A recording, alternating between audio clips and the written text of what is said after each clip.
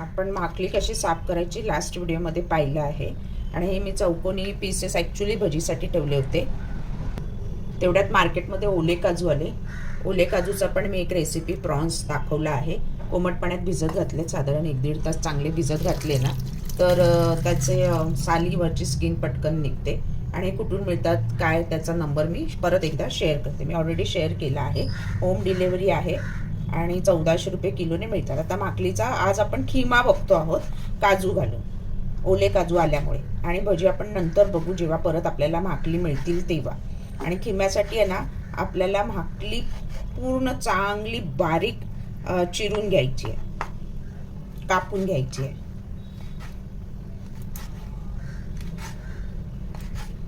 धारवाली सुरी घ्या जेणेकरून ती बारीक अशी कापली जाते. मेहनत आहे थोडी कापायला, पण खिमा आहे ना आणि हा इतका चविष्ट लागतो ना भाकरी आणि चपाती बरोबर. आणि आपण तो काजू घालून बघणार आहोत. थोडेसे हिरवे वाटाणे त्याच्यामध्ये मटार ॲड करणार आहोत. खिम्यामध्ये असतात, मटण खिम्यामध्ये असतात त्याप्रमाणे. आणि हा बघा अशी ही बारीक करून झाली. अशी सगळी आता आपण पहिली बारीक करून घेऊया आणि नंतर आपण खिमा कसा बनवायचा भाकरीचा तो बघणार आहोत. मटण खिमा, चिकन खिमा कॉमन आहे, आपण पाहिलेला आहे. आज आपण स्पेशल भाकरीचा खिमा बघतो. ही विळीवर पण करू शकता. तुम्हाला बुळबुळीत असतात थोडी, त्यामुळे स्वच्छ चांगली चोळून धुवून घ्या, म्हणजे त्याचा बुळबुळीतपणा थोडा कमी होईल. आणि मग कापायला घ्या आणि सुरीला धार हवी. आपली भाकरी बारीक कापून घेऊया पहिली.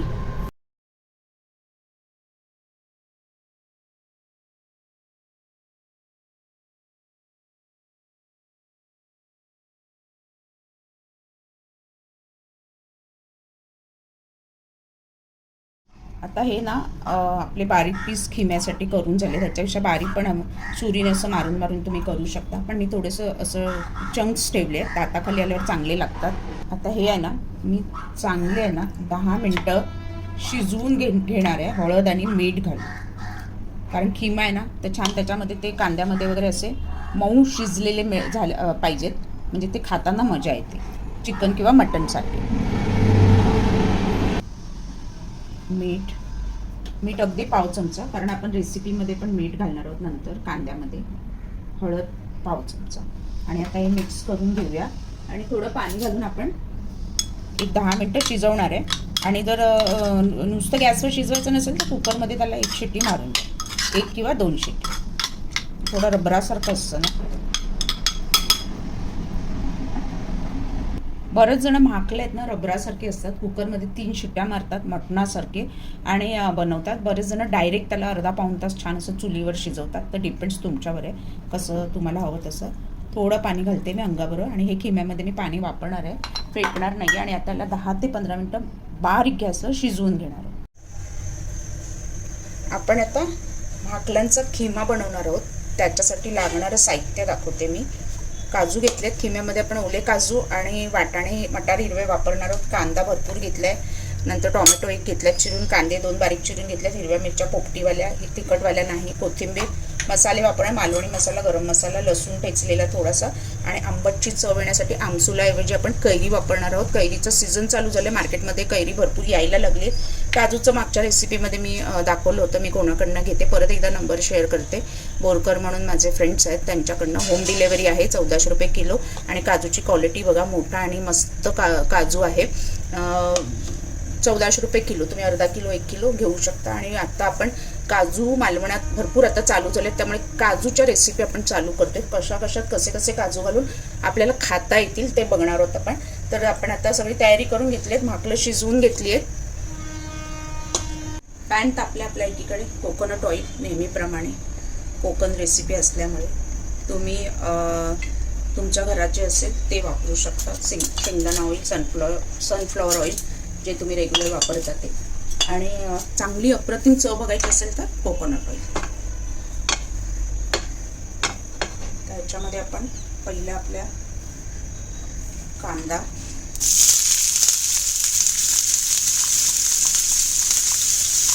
गॅस मिडियम टू हाय ठेवलाय. माकलं शिजवून घेतलेली आहे. कांदा परतताना थोडंसं मीठ, कांद्याला रंग चांगला येतो आणि ट्रान्सपरंट होतो कांदा मीठ टाकल्याने. कांदा लालसर झाला की मग आपण टोमॅटो टाकणार आहोत. तोपर्यंत आपण आलं लसूण पेस्ट अर्धा चमचा घालणार आहोत. आलं लसूण पेस्ट वापरायची नसेल तर तुम्ही क्रश केलेलं आलं आणि लसूण वापरू शकता. थोडी ठेचून लसूण ठेवली आहे ती वापरणार आहे. दाताखाली आलं त्याची टेस्ट चांगली लागते. आणि आता हे मीडियम टू हाय गॅसवरती परतून घेणार. माकलं मी चांगली 15 मिनिटं शिजवून घेतले. तुम्हाला नुसती शिजवायची नसतील तर तुम्ही कुकरमध्येही शिजवू शकता. वातड असतात ना ती म्हणून. आणि जेवढी मोठी घ्याल तेवढी वातड जास्त.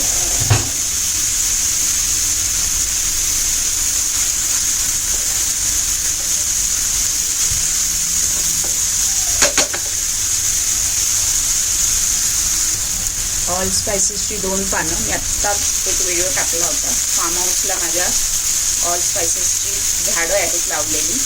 लवंग, दालचिनी, जायफळ, जायपत्री ह्याच्या अरोमा असतात ह्या पानामध्ये. आपल्या अख्ख्या मिरच्या टाकते मी, म्हणजे अख्ख्या त्यांना असं खाता येतील आणि छान लागतात चव. टोमॅटो छान आता शिजेपर्यंत आपल्याला परतत राहायचं आहे.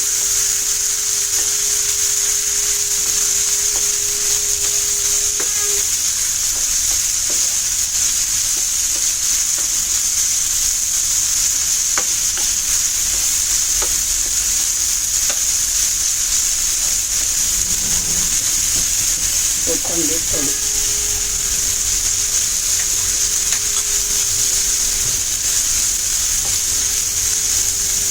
मसाले, हळद पाव चमचा, मालवणी मसाला 1 चमचा, तिखट कसं हवं त्याप्रमाणे, कमी जास्त. गरम मसाला अर्धा चमचा,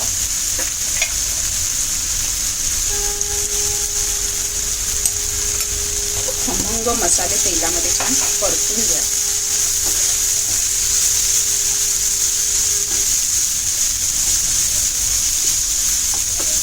त्याच्यानंतर मटार, ओले मटार,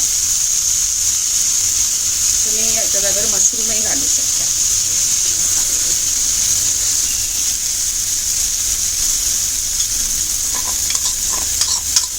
माकलं,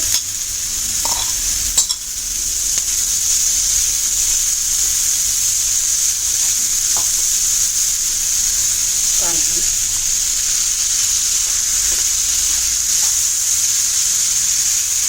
छान एकजीव करून घ्या परतून.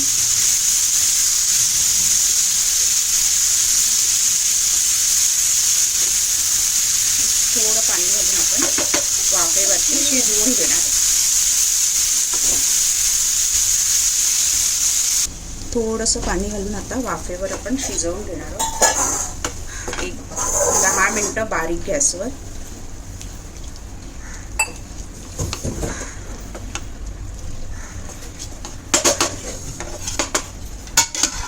झाकलं असल्यामुळे त्याला आपल्याला जास्त शिजवावं लागते. मस्त 10 मिनिटं झालीत. आपण छान अशी वाफ काढून घेतली आणि आता आपली कैरी घालणार आहोत आपण. कैरी अगोदर का नाही घातली, कारण आंबट जर अगोदर घातलं ना तर ते काजू वगैरे दडदडीत होणार, शिजणार नाही. सुका आपला माकलाचा खिमा तयार झाला आहे.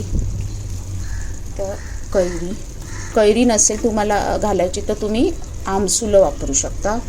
आमसुलं पण नसतील तर अर्ध्या लिंबाचा रस घालायचा आहे. 2 मिनिटं आता कैरी छान त्याच्यामध्ये शिजू दे. नंतर गार्निशिंग कोथिंबीर. मग आपला माकलाचा खिमा तयार आहे राईस, भाकरी, चपातीबरोबर खाण्यासाठी.